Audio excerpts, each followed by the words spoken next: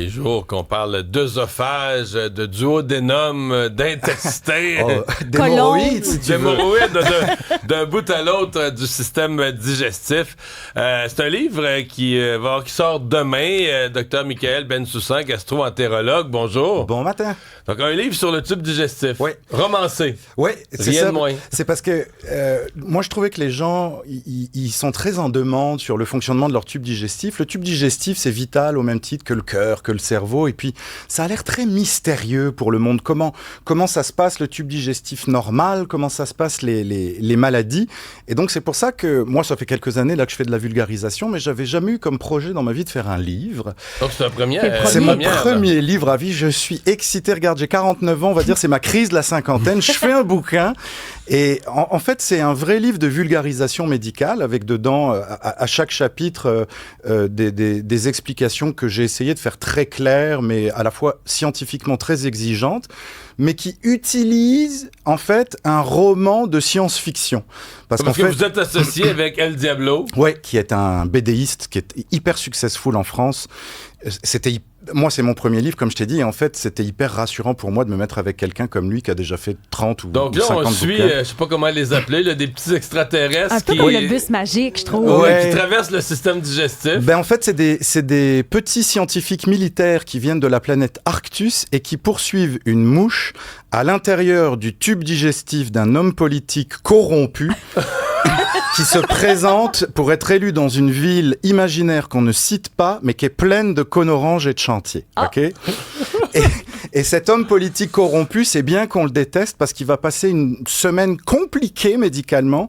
Il va avoir de l'œsophagite, un ulcère, une maladie de Crohn, une maladie cœliaque, des polypes, des hémorroïdes, un côlon irritable, du cancer du côlon. Et donc, à la fin de chaque chapitre, il y a ce que j'appelle les pages jaunes. Pour les gens qui voient, il y a une section jaune. C'est et ça. Là, c'est le docteur qui parle tout à coup. C'est ça, un petit avatar de moi, un peu mignon, un peu imaginaire comme ça, qui vient, qui va justement expliquer avec des mots très très simples aux gens qu'est-ce qui s'est passé à l'intérieur du corps humain de cet homme politique véreux, le Niccolò Peduzzo, il s'appelle.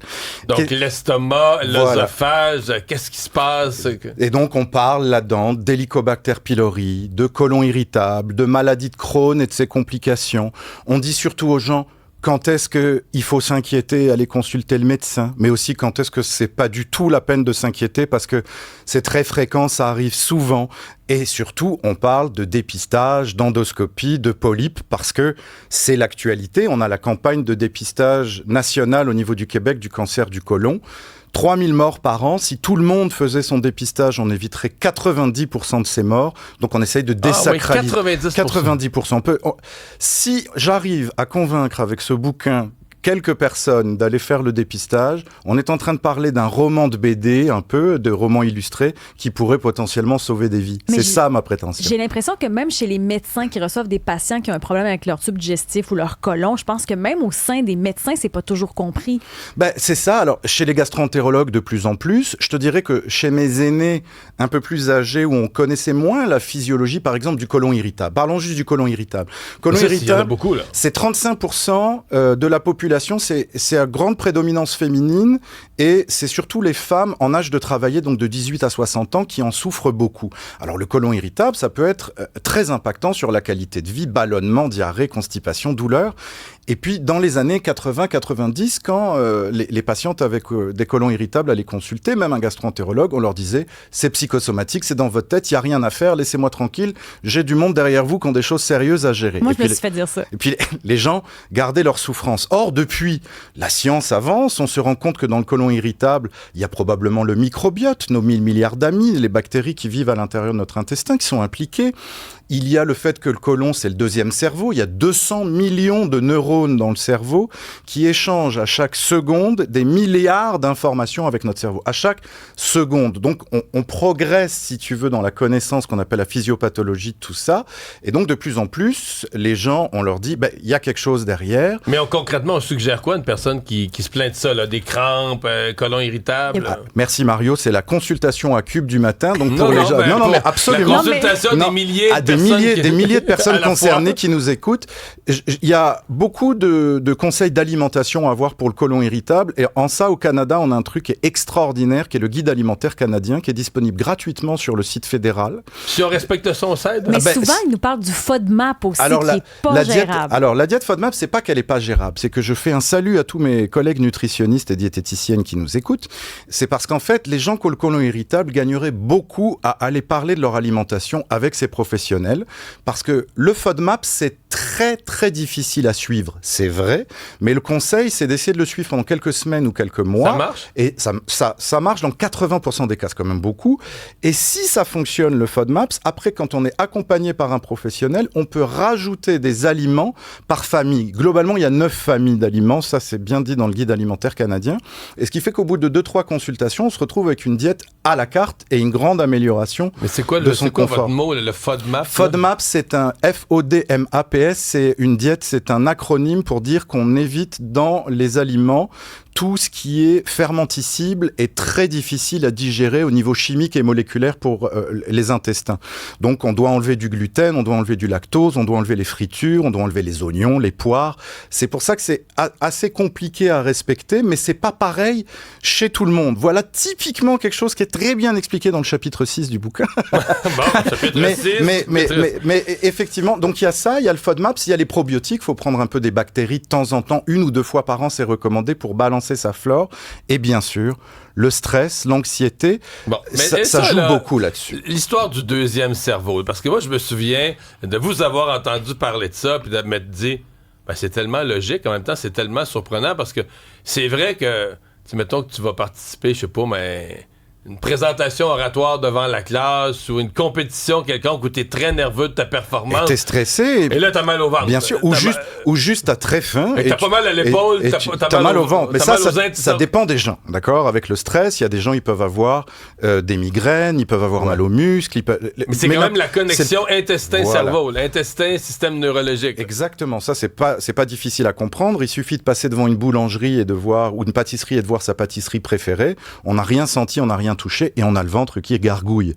C'est-à-dire que l'intestin s'est déclenché juste parce que le cerveau a communiqué avec l'intestin pour déclencher les phénomènes de digestion. Et ce qu'on apprend beaucoup, c'est qu'il y a un feedback, c'est-à-dire que l'intestin peut communiquer avec le cerveau et commander le cerveau en feedback par les mêmes axes qui vont du cerveau à l'intestin. L'intestin va au cerveau et même maintenant, on sait que les bactéries de notre intestin fabriquent des neurotransmetteurs qui vont agir sur le cerveau. Donc on a du matériel étranger à nous, la flore intestinale, le microbiote, qui peut agir sur notre cerveau et tout ça se passe des milliards et des milliards de fois par seconde. Donc effectivement, on appelle l'intestin le deuxième cerveau parce que c'est l'organe du corps où il y a le plus de neurones après le cerveau, donc c'est le deuxième cerveau. Et cette connexion-là, c'est la base de la vie. C'est ça que nous, les gastro-entérologues, on essaie d'expliquer. Nous sommes vraiment... nous devenons ce que notre intestin est. Et notre alimentation commande notre flore intestinale et notre niveau de santé. Là, on est en train de parler de toutes les maladies cardiovasculaires, neurologiques, tout passe par la santé de l'intestin. Justement, l'alimentation, parce qu'il y en a plein sur la messagerie texte présentement qui disent « j'ai eu tel problème ». On parle beaucoup de reflux gastrique, le pylori, etc. Est-ce que ce qu'on mange fait qu'on a plus de troubles avec notre tube digestif maintenant? Absolument. Ce qu'on mange, et on le sait maintenant, il y a une littérature abondante là-dessus, commande la qualité et l'équilibre de notre flore intestinale. Alors, c'est facile de comprendre que quand la flore intestinale est déséquilibrée, on appelle ça une dysbiose, ça va favoriser l'apparition de maladies au niveau de l'intestin. Là, par exemple, on parle de la maladie de Crohn ou de la colite ulcéreuse. Le Canada est le pays du monde où il y a le plus de maladies de Crohn et de colite ulcéreuse per capita, par habitant, du monde entier. Ah ouais.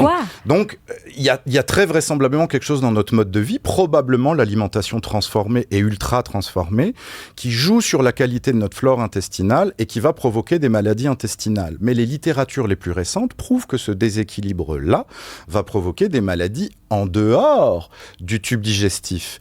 On a une littérature pour dire que probablement il y a des troubles neurodéveloppementaux, pourquoi pas le TDAH, TDA, le spectre autistique, sur la démence, notamment l'Alzheimer, sur la mortalité cardiovasculaire. Donc là, on est en train de parler des infarctus, on est en train de parler des ACV, favoriserait certains cancers. La flore intestinale, c'est les 5 prochains prix Nobel de médecine. Là, on déborde vraiment, mais c'est toi. Dernière question. La flore intestinale, tous les petits pots, les yogourts. En fait, il y a des yogourts genre Activia qui disent avoir beaucoup de... Bon. Est-ce que vous êtes sponsorisé par Danone ou je peux y aller? Pas du tout. Ok, c'est de la bullshit marketing, mais à un niveau stratosphérique. C'est-à-dire que les petits shooters de yogourt avec dedans de la flore intestinale qu'on donne le matin aux enfants comme ça en fait, c'est tellement full de sucre que les pédiatres recommandent super pas ça, d'arrêter ça, parce qu'en fait, ça habitue tellement l'organisme des enfants au sucre que c'est un grand facteur favorisant de diabète à l'âge adulte. Donc on arrête ça. Je ne dis pas que les yogourts c'est mauvais, loin de là. Et les yogourts avec dedans des petites bactéries, évidemment, de toute façon, il y a toujours des bactéries dans le yogourt, sinon le lait ne fermente pas.